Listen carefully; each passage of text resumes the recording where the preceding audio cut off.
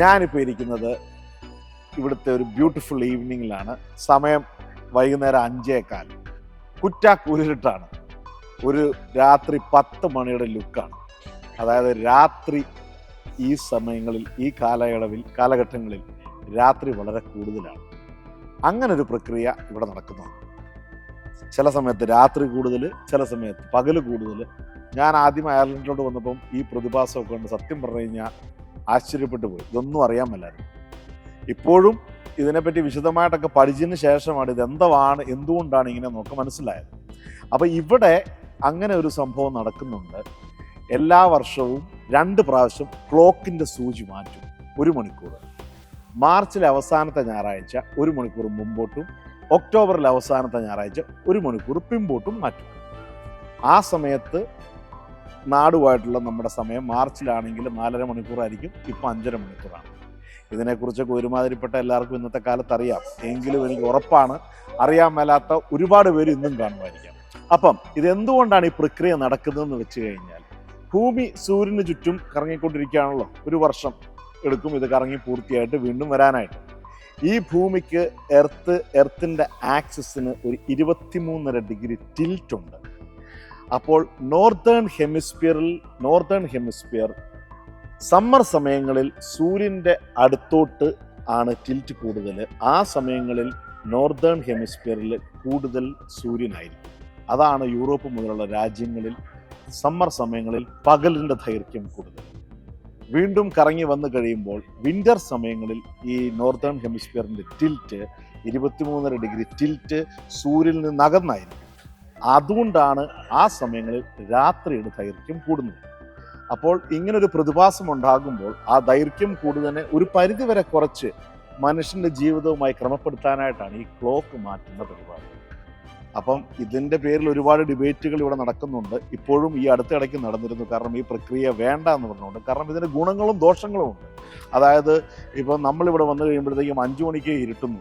രാത്രി നമ്മൾക്ക് ഒരു 7 മണിയൊക്കെ ആകുമ്പോഴത്തേക്ക് 10 മണി 11 മണി ആയ സിറ്റുവേഷനാണ്.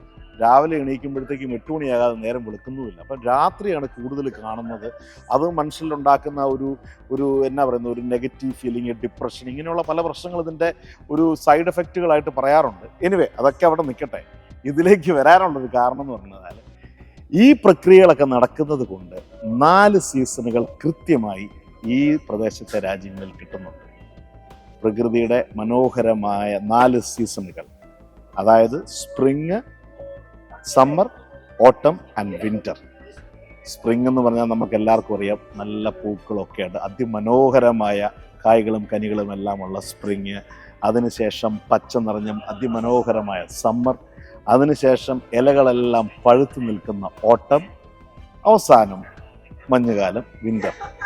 അപ്പം ഈ 4 സീസണിൽ ഓട്ടം എന്ന് പറഞ്ഞു കഴിഞ്ഞാൽ അതിമനോഹരമായ കാഴ്ചകളാണ്. പണ്ട് നമ്മുടെ യശ് ചോപ്രയുടെ ഒക്കെ ഹിന്ദി സിനിമകളിലെ മുഹബത്തേനിലും ഒക്കെയാണ് നമ്മൾ അങ്ങനത്തെ ഇലകളൊക്കെ വീണ് കണ്ടിട്ടുള്ളത്. അതൊക്കെ നമുക്ക് കാണുമ്പോൾ ഒരു വല്ലാത്ത വികാരം തന്നെയായിരുന്നു.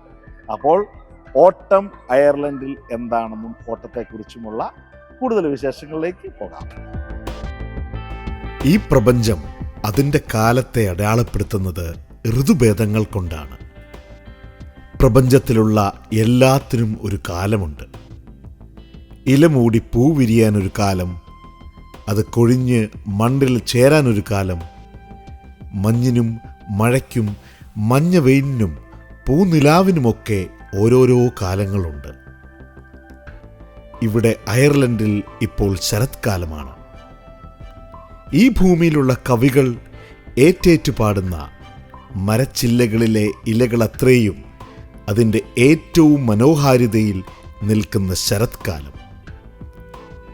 അതിൻ്റെ പുലരികൾക്കും സന്ധികൾക്കും അതിനിടയ്ക്ക് എപ്പോഴൊക്കെയോ ഓടിവരുന്ന പോക്കുവെയിലിനുമൊക്കെ എന്തെന്ത് ചന്തമാണെന്നോ. മഞ്ഞ നിറത്തിൻ്റെ ശോഭയിൽ അലങ്കരിച്ചു നിൽക്കുന്ന ഈ മരങ്ങളിൽ അത്രയും ഒരു കാലം പൂക്കളായിരുന്നു.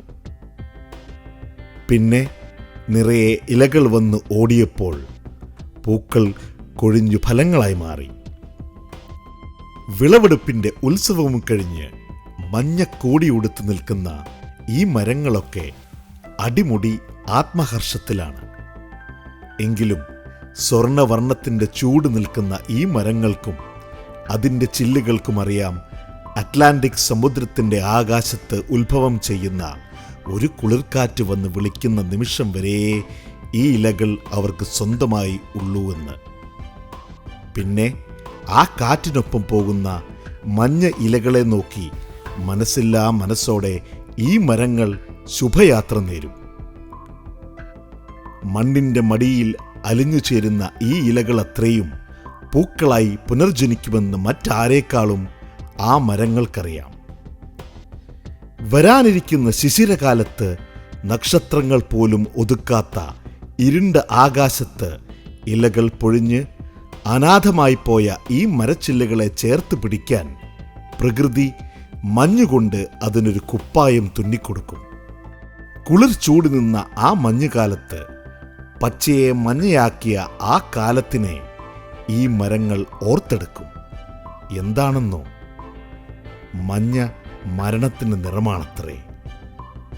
മനോഹരമായ മരണത്തിൻ്റെ നിറം. അതുകൊണ്ടാണ് ശരത്കാലത്തിനെ മനുഷ്യരുടെ ജീവിതവുമായി ഇത്രയേറെ ചേർത്ത് അടയാളപ്പെടുത്തുന്നത്. കവികളായ കവികളൊക്കെ അവരുടെ കവിതകളിൽ അതിനെ ആഘോഷിക്കുന്നത്.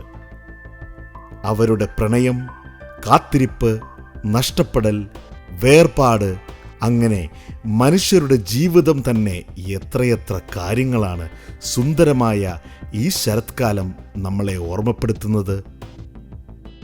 കൊഴിഞ്ഞു പോകാൻ കാറ്റിനെ കാത്തിരിക്കുന്ന ഈ ഇലകളും അതിനെ വിടാതെ മുറുകെ പിടിച്ചിരിക്കുന്ന മരച്ചില്ലകളും നമ്മളോട് പറയാതെ പറയുന്ന ഒന്നുണ്ട്. മനുഷ്യർ ഒരിക്കലും തിരിച്ചറിയാതെ പോകുന്ന ഒന്ന്. അതാണ് ജീവിതത്തിൻ്റെ വാർദ്ധക്യത്തിലെ മനോഹാരിത.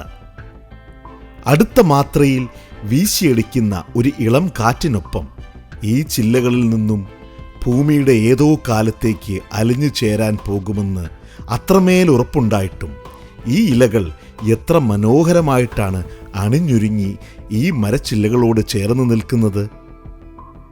വരാനിരിക്കുന്ന വസന്തത്തിനൊപ്പം വിരിയാനിരിക്കുന്ന പൂക്കളിൽ കൊഴിഞ്ഞു പോകുന്ന ഈ ഇലകളുടെ ഓർമ്മപ്പെടുത്തലുകൾ നിശ്ചയമായും ഉണ്ടാവും. കഴിഞ്ഞുപോയ കാലത്തിൻ്റെ നിറം മങ്ങാത്ത ഓർമ്മകളുടെ ചെറു സൂക്ഷിപ്പുകളായി പരിഭവങ്ങളുടെ, പരാതികളുടെ, ഒറ്റപ്പെടലുകളുടെ ഒക്കെ മനുഷ്യർ എന്താണ് മരങ്ങളെപ്പറ്റി ഓർക്കാത്തത്? അത് പറഞ്ഞു തന്ന ഏറ്റവും മനോഹരമായ ശരത്കാലത്തെ ഓർക്കാത്തത്.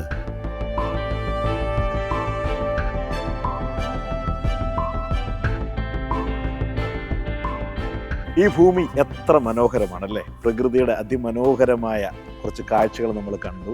അങ്ങനെ ഓട്ടത്തിൻ്റെ വിശേഷങ്ങൾ നമ്മൾ കണ്ടിരിക്കുകയാണ്. ഓട്ടം ഇവിടെ കഴിയുന്നു. ഇനി ഈ പറഞ്ഞതുപോലെ ഇലകളെല്ലാം പൊഴിഞ്ഞു തുടങ്ങും. അതിനുശേഷം തണുപ്പ് വന്ന് കയറും, മഞ്ഞുകൾ വീഴും. ഈ ഇലയില്ലാത്ത മരങ്ങളെല്ലാം മഞ്ഞുതുള്ളികളും മഞ്ഞുകളും എല്ലാം വന്ന് കിടക്കും. അങ്ങനെ ഓരോരോ സീസണുകൾ മാറി മാറിപ്പോവും. പിന്നെ സ്പ്രിങ്ങിലേക്ക് പോകും. അപ്പോൾ സ്പ്രിങ്ങിനുള്ള വരവിനായി അയർലൻഡ് വീണ്ടും പൂക്കളും കായ്കളും എല്ലാം പഴുത്തും പൂത്തും നിൽക്കുന്നത് കാണാനായി അയർലൻഡ് കാത്തിരിക്കുന്നതിനോടൊപ്പം തന്നെ ഹെല്ലോ ഡെലേയും അതിനുവേണ്ടി കാത്തിരിക്കുന്നു, പുതിയ കൂടുതൽ വിശേഷങ്ങളുമായി നിങ്ങളുടെ മുമ്പിലേക്ക് എത്താൻ. So for now, it's me, Dele, signing out from Hello Dele.